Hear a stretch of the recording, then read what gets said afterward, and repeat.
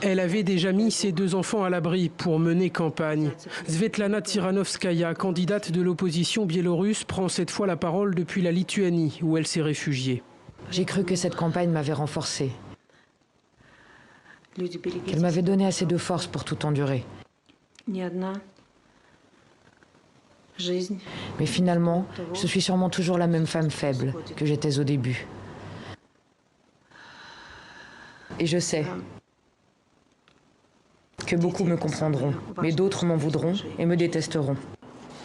L'opposante assure avoir pris seule la décision de quitter son pays, sans aucune influence selon elle, pas même celle de son époux, initialement candidat et qu'elle a remplacé au pied levé après son arrestation en mai dernier.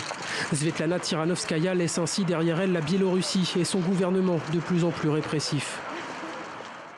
Bien sûr, c'est quelque chose qu'on voit déjà depuis 26 ans. Certes, cette campagne était inédite. On a vu l'ampleur de mobilisation partout dans le pays, même encore hier soir.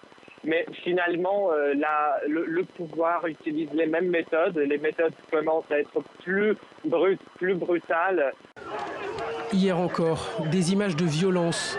Pour la 2e nuit consécutive, des milliers de Biélorusses sont descendus dans la rue pour dénoncer la réélection frauduleuse, selon eux, du président Loukachenko. Plus de 80% des voix.